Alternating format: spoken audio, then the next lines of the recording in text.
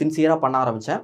எக்ஸாம்பிளுக்கு சொல்கிறேன். ஐ படத்தில் விக்ரம் வந்து அந்த படத்துக்காக ரொம்ப உடம்ப குறைச்சி ரொம்ப கஷ்டப்பட்டு பண்ணியிருப்பார். எதுக்காக?